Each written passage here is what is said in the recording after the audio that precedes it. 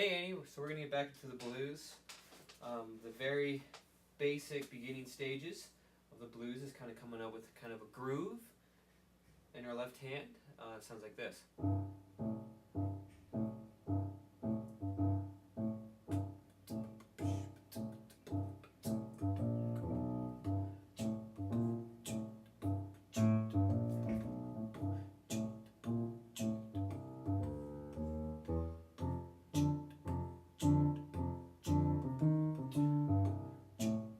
So I was kind of actually adding more than we're going to be doing, but you can see how really easily it inspires movement in taking it to new spots. I didn't know I was going to play that, it just started happening because it felt good. So we start with our fifth finger on C, and we play our thumb on a fifth up, which is G, and your thumb's the only thing that moves. It goes from G, which is the fifth, up to A, which is the sixth. It goes 5, 6, 5, 6, 5, 6, 5, 6. And C is just the root. So C, C, C, C, 5, 6, 5, 6, 5. Now if you want to play the dominant chord, your right hand, you'll play the third, which is 1, 2, 3, which is E. And you'll play the flat 7, which is 3, 4, 5, 6, 7. Flat it, which is B flat. So E and B flat.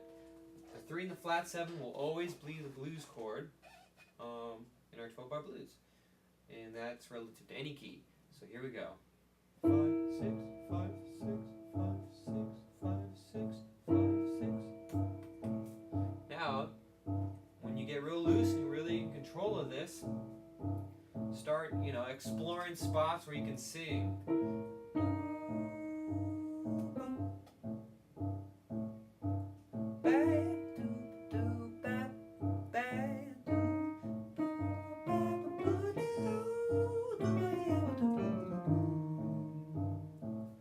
So you don't need to play those notes.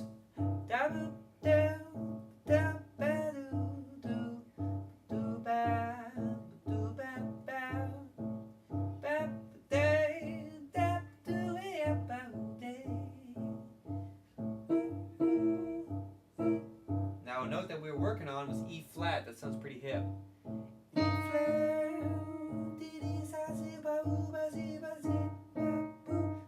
can practice different vowels, different ways of saying E flat. Down to C. So you kind of explore these tones and see what you can get away with. I was probably pushing the envelope a little bit for you.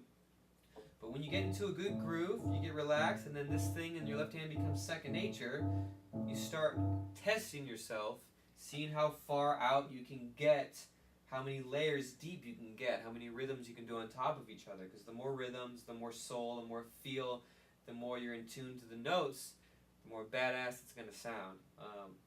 And only you can kind of test yourself, like, ooh, if it gets too hard, you start falling apart. So what you want to do is you want to stay on the cusp of where you're almost falling apart, but you're still in control, and that's when you know you're growing and you're learning.